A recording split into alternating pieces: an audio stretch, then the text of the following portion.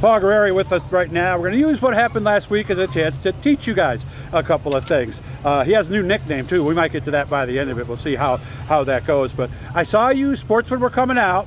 Then I saw you stop and you got a push. What happened? Well, I went up to the original starting grid like we always do.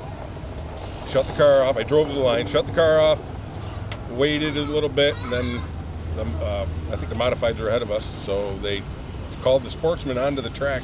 And they stopped us just before we went onto the track, right off turn 4. So you started again and started to pull out. I pulled up and I saw they were doing 3 interviews, so I decided to shut the car off again. Well, they were calling us on the track to start the race, and my car wouldn't start. So I got push started, and they come over the radio and told me I had to go to the rear, which I didn't agree with that. So I pulled on the front straightaway, talked to the flagger, and it was they seen what they did, and they gave me my spot back. But if it didn't start on the original starting grid, then I would have had to go to the rear. But because I started it and they called us, and then I stopped, and then it wouldn't start, that's when they gave me my spot back. Yeah, and the rule there, guys, so in case you don't know, if the track stops you, like let's say there's a red flag, for example, Paul, and you stop your car and you can't start and you have to get pushed, you get your spot back because we stopped the race. And Yes. I'm sure has that ever happened to you?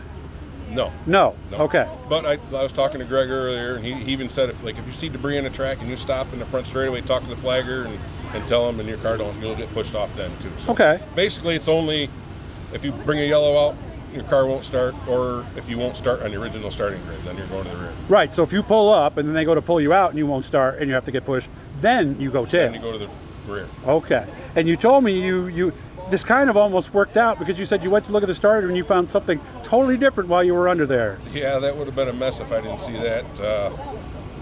Checking the starter out over the week, and I found out the yoke on the back of the transmission. I grabbed it and it fell out in my hand. So Oh my goodness. I had to change all that this week. So new U-joints, new yoke on the back, tighten it up, so we should be good. So that would have happened today when you pulled out for hot laps, right? It would have happened probably in hot laps, yes. Would you have been able to fix it at the track? Probably not. Probably not. When that happens, you wipe out a lot of transmission, torque arms, and Because you're at speed. And, yeah, Oh. that's a mess when that happens. So in a roundabout way, it's good that the car didn't start. It saved you a lot of money. That's going to be a weekly check on our list now, is that. All right. I appreciate you taking the time. When I asked him about what happened, I figured it'd be a good chance to teach you a little something about some of the rules and stuff. But boy, it ended up being out. A good thing after all. Good luck today, man. Maybe I'll see you later. Thank you.